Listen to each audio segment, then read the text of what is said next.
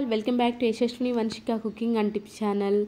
అందరూ ఎలా ఉన్నారండి? నేనైతే సూపర్గా, మీరు కూడా సూపర్గా హార్ట్ఫుల్గా అయితే కోరుకున్నాను. ప్లీజ్ స్కిప్ చేయకుండా చూడడానికి అయితే ట్రై చేయండి. అనవసరమైన దాన్ని రీయూజ్ చేసుకొని మనం మనీని అయితే సేవ్ చేసుకోవచ్చు.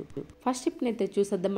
మనం బియ్యం కడిగిన నీళ్ళు కామన్గా ఏం చేస్తామండి, షింకులో వంపేస్తుంటారు. కొంతమంది ఏం చేస్తారంటే ప్లాంట్స్ కూడా వేస్తూ ఉంటారు. చిన్న చిన్న మొక్కలు ఇంట్లో ఏమన్నా ఉన్నా కానివ్వండి వాటికైతే వేస్తుంటారు. అయితే దాంతో కాకుండా ఈరోజు సూపర్ యూస్ఫుల్ టిప్ని అయితే తీసుకొచ్చేసానండి. ఈ బియ్యం కడిగిన నీళ్ళతోటే మన ఫ్రిడ్జ్ని కూడా క్లీన్ చేసుకోవచ్చు. ఎలా క్లీన్ చేసుకోవాలి ఏంటి అనేది కూడా చూద్దామని. దానికోసం నేనేం చేస్తున్నానంటే బియ్యం ఫస్ట్ కడిగిన నీళ్ళు ఏవైతే ఉంటే వాటిని ఒక గ్లాసులో అయితే వంపేసేసానండి. ఈ గ్లాస్లో అయితే వంపిన వాటిని ఒక స్ప్రే బాటిల్ అయితే తీసేసుకున్నాను. ఈ స్ప్రే బాటిల్లో పోసేసుకొని టూత్ పేస్ట్ ఉంటుంది, వైట్ టూత్ పేస్ట్ అయినా కానివ్వండి, మీకు ఇంట్లో ఏదైతే అవైలబుల్ ఉంటుందో ఆ టూత్ పేస్ట్ కొంచెం వేసేసి ఇలాంటి స్ప్రే బాటిల్లో పోసేసుకోండి. ఇలాంటి స్ప్రే బాటిల్ కనుక లేదు అనుకోండి, దాన్ని కూడా ఒక సూపర్ యూస్ఫుల్ టిప్ అండి. వాటర్ బాటిల్ ఉంటుంది కదండి, వాటర్ బాటిల్ క్యాప్కి హోల్స్ చేసేసుకోవచ్చు అండి. మనకు కొన్నిసార్లు ఫ్రిడ్జ్ లోపల ఏంటంటే పెరుగు కానివ్వండి పాలు కానివ్వండి పడిపోయినాయి అనుకోండి, కొంచెం స్మెల్ వస్తూ ఉంటుంది కదా. అలాంటప్పుడు మనము ప్రతిసారి క్లీన్ చేసుకోవాలి అన్న తీసి మొత్తం క్లీన్ చేసుకొని ఇబ్బంది పడుతున్నప్పుడు సింపుల్గా అక్కడ వరకే క్లీన్ చేసేసి ఏదైతే మనం ఈ వాటర్ ఉన్నాయి కదండి, మన బియ్యం కడిగిన నీళ్ళు కొన్ని అలానే కొంచెం పేస్ట్ వేసిన అక్కడ ఎక్కడైతే పెరుగు కానీ పాలు కానీ పడిందో ఆ విధంగా అక్కడ స్ప్రే చేసేసి ఒకసారి క్లీన్ చేసుకున్నామనుకోండి, ఎలాంటి స్మెల్ లేకుండా ఉంటుంది కదా. అలానే వదిలేసామనుకోండి, పాలు కానివ్వండి పెరుగు కానివ్వండి కొంచెం అదొక రకమైన స్మెల్ వస్తూ ఉంటుంది. అలా కాకుండా ఈ వాటర్తో క్లీన్ చేసి చూడండి, ఖచ్చితంగా స్మెల్ అనేది రాకుండా ఉంటుంది. అండ్ అలానే డిన్నర్ టేబుల్స్ కానివ్వండి, లేదంటే ఫ్రిడ్జ్ పైన ఉంటుంది కదండి, పైన కానివ్వండి నీట్గా క్లీన్ అవ్వాలి. మిర్రర్స్ లాంటివి ఉంటాయి కదా షైనింగ్ కావాలనుకున్నప్పుడు. అండ్ అలానే మనకి డ్రెస్సింగ్ టేబుల్ దగ్గర కానివ్వండి, ముఖ్యంగా డ్రెస్సింగ్ టేబుల్ మిర్రర్ కంటే కూడా బాత్రూమ్ దగ్గర షింక్ దగ్గర ఇలాంటి మిర్రర్స్ ఉంటాయి కదండి, ముందుగానే కలిపేసుకున్న వాటర్ ఏవైతే మనకి బియ్యం కడిగిన నీళ్ళు వాటర్ ఉంటాయో ఆ వాటర్ కూడా స్ప్రే చేసి క్లీన్ చేసామనుకోండి, ఆ మరకలు పడి ఏంటంటే మనకు వాటర్ మరకలు పడి బాత్రూంలో మిర్రర్స్ అనేవి కొంచెం డల్ షేడ్ కనిపిస్తూ ఉంటాయి. అలాంటప్పుడు ఈ విధంగా మనం బియ్యం కడిగిన నీళ్ళు కనుక వేసేసి క్లీన్ చేసామనుకోండి, చాలా నీట్గా క్లీన్ అయిపోతే డల్ షేడ్ అని లేకుండా అయితే ఉంటుంది. అండ్ నెక్స్ట్ టిప్ వచ్చేసి మన స్టిక్కర్ పెట్టుకోవాలి. కొంతమంది ఏంటంటే స్టిక్కర్ పెట్టుకునే ప్లేస్ ఏదైతే ఉంటుందో కొంతమందికి మరకలాగా పడిపోతూ ఉంటుంది, చిన్న డాట్ లాగా మచ్చలాగా పడిపోతూ ఉంటుంది. అలాగే కొంతమందికి స్టిక్కర్ పెట్టుకునే ఎలర్జీ కూడా వస్తూ ఉంటుంది కదా, ఎందుకంటే ఆ ప్లేస్ అంతా కొంచెం దురదగా ఉన్నట్లు ఉంటుంది. అలాంటి వాళ్ళు ఏంటి అంటే స్కిన్ ఎలర్జీ అండి, ఆ గమ్ ఏదైతే ఉందో గమ్ము పడక స్కిన్ ఎలర్జీస్ వస్తూ ఉంటాయి కదా.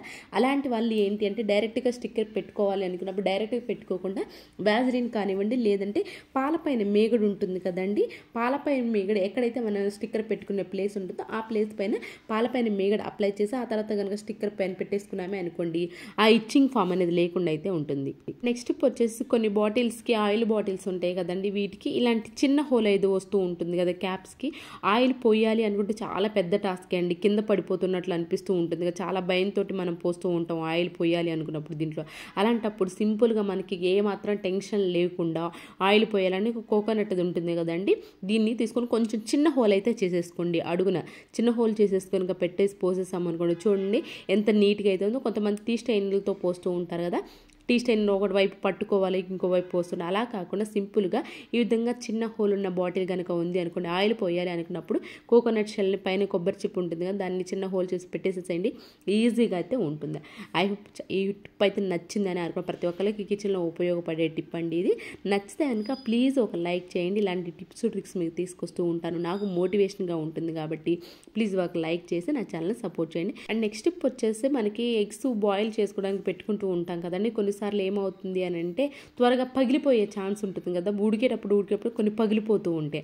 అలా త్వరగా ఉడకాలి అన్నా లేదు అంటారా, మనకి పగిలిపోకుండా త్వరగా ఉడికిపోవాలనుకున్నప్పుడు ఒక స్పూన్ వెనిగర్ వేసేసి కలిపేసి కనుక ఉడకబెట్టుకున్నామనుకోండి, ఎగ్ అనేది పగలకుండా అయితే ఉడికిపోతుంది. స్టిప్ వచ్చేసి ఈ సీజన్లో ఇలాంటి కొంచెం మందపాటి కనుక ఉన్నాయి అనుకోండి, బట్టలు కొంచెం ఆరవు కదండి, ఇవి ఆరకుండా ఏంటంటే స్మెల్ అనేది వస్తూ ఉంటాయి. అలాంటప్పుడు మనం వీటిని వేసుకోవాలన్న కూడా చాలా ఇబ్బంది పడుతూ ఉంటాం. అలా మీకు ఇన్ కేస్ కనుక ఆరకుండా స్మెల్ వస్తూ ఉందనుకో, స్మెల్ రాకుండా ఉండాలనుకుంటే బేకింగ్ సోడా ఉంటుంది కదా, ప్రతి ఒక్కరికి తెలిసిందే కదా, బేకింగ్ సోడా ఎలాంటి బ్యాడ్ స్మెల్ రాకుండా చేస్తుందండి. ఇలాంటి వాటికి కొంచెం టీ స్టైనర్ ఏదైతే ఉందో టీ స్టైనర్తో బేకింగ్ సోడా వేసేసుకొని మొత్తం ఈ విధంగా స్ప్రెడ్ చేస్తాం. ఒకటి మాత్రం గుర్తుపెట్టుకోండి, ఇది స్ప్రెడ్ చేయాలి అనుకున్నప్పుడు ఏ షర్ట్ అయినా కానివ్వండి, కొంచెం మందపాటిది ఏదైనా కానివ్వండి, ఖచ్చితంగా మనకి తడి అనేది లేకుండా అయితే చూసేసుకోవాలి. ఒకసారి స్ప్రే చేసేసి మొత్తం స్ప్రెడ్ చేసేసండి.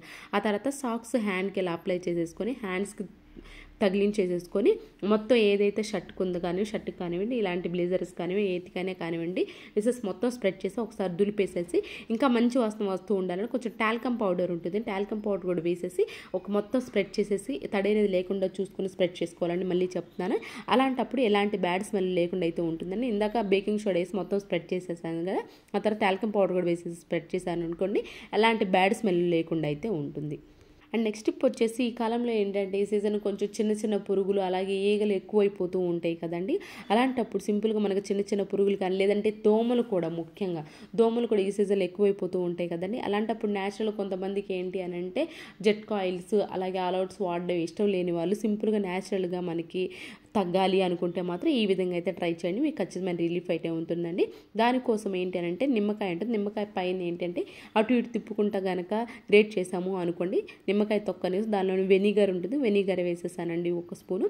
అలాగే లవంగాలు ఉంటాయి కదా, లవంగాలు వేసి మన మస్కిటో నెట్ డోర్స్ ఎక్కడైతే ఉంటాయో మనకి ఎక్కువ ప్లేస్లో కొన్ని తెలుస్తూ ఉంటాయి కదా మనకి, ఈ ప్లేస్ నుంచి మనకి దోమలు కానివ్వండి వస్తూ ఉంటాయి, ఆ ప్లేస్లో కనుక పెట్టేసాము అనుకోండి నైట్, మనకి ఖచ్చితమైన రిలీఫ్ అయితే ఉంటుంది. సో కనుక యూస్ఫుల్గా అనిపిస్తే మాత్రం ప్లీజ్ సబ్స్క్రైబ్ చేసుకోండి.